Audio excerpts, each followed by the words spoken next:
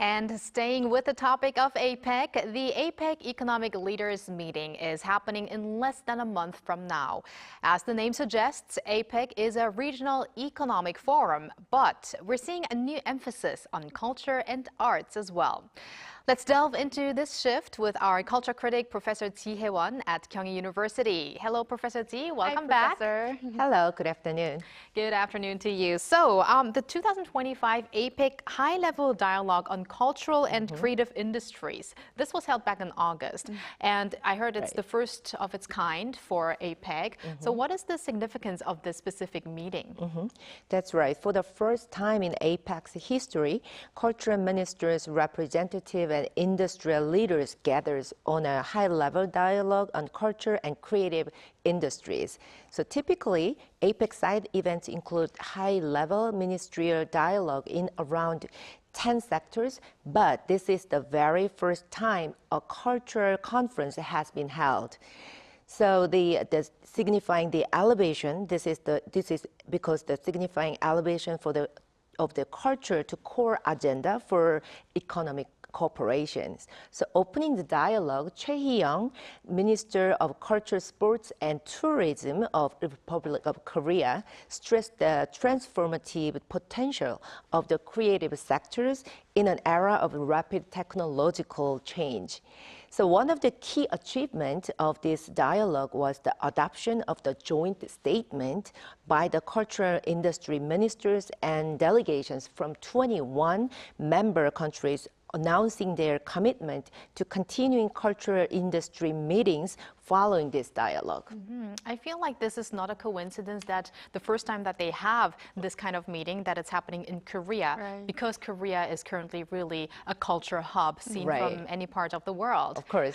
And Professor Chie, APEC 2025 is centered on 3 pillars of connect, innovate, and prosper. So in connection with culture again, what does that mean for culture, and also how is this linked to economic growth?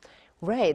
I believe that culture and arts are not just cultural value, but can also be a driving force for economic growth as well. As one of the focusing area, Connect, participants discussed about the culture and creative industries as new catalyst for APEC economic cooperation.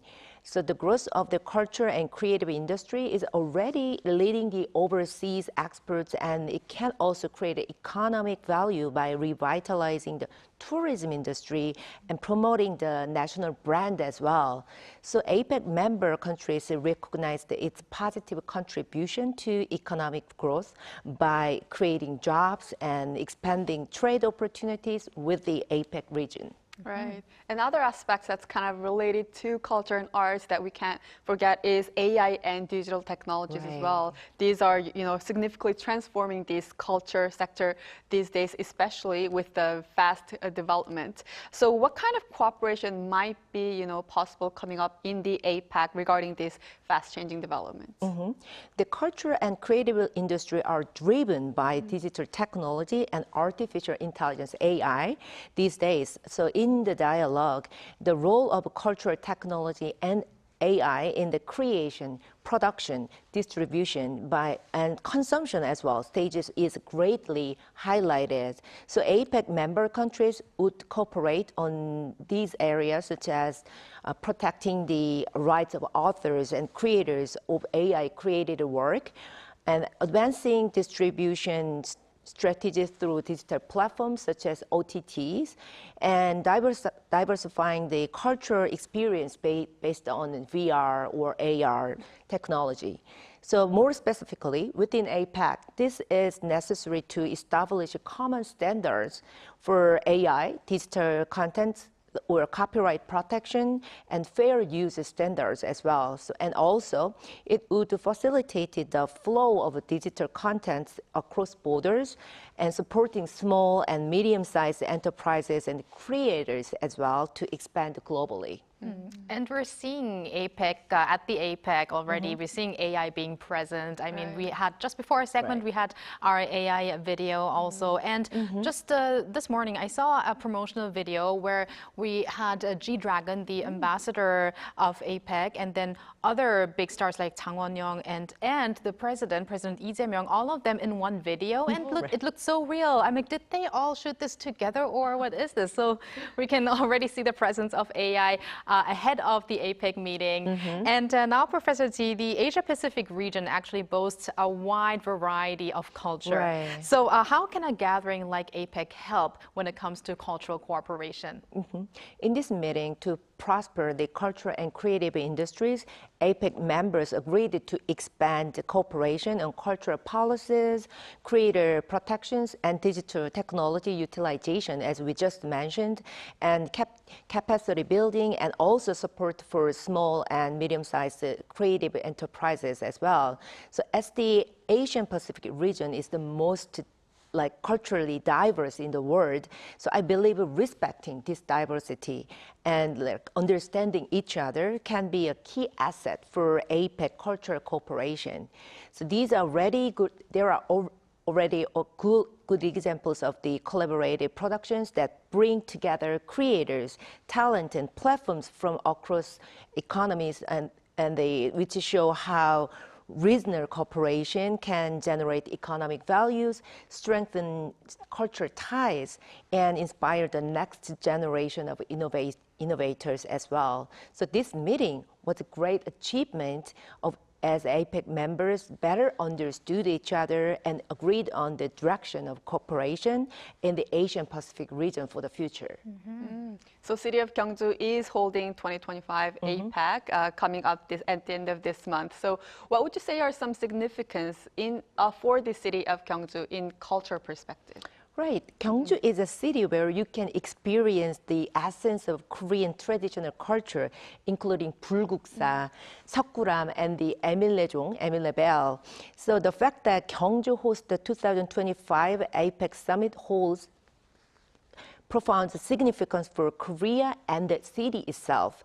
So beyond simply being a venue for economic leaders meeting, Gyeongju is emerging as a platform for cultivating cultural exchange as well. So the Ministry of Culture, Sports and Tourism and the Korean Traditional Performing Arts Foundation will hold 37 traditional arts performances in Gyeongju during the 2025 APEC Summit. So 서라벌 풍류 at Gyeocheon Village, Yukbu Village, and Cheomseongdae in Gyeongju until October 29. So Gyeongju is a city steeped in a millennium-old cultural heritage of Silla dynasty. So, and is now also creating a new platform for cultural diplomacy by combining cutting-edge technology and Hallyu contents, Korean wave contents. Right. And you've mentioned some of the performances just now, but I also previously reported the APEC Music Fest that will be held as well. That's coming up on October 10th. So other than that, what are some of the other culture and art performances that will be happening for the APEC? And also, what role does this stage play in the international conference venue aspect? Right. There are many meaningful side events that have been held for 2025 APEC Korea. So welcoming banquet was held at the Gyeongju National Museum, where a special exhibition showcasing 6 Silla gold crowns captivated APEC members.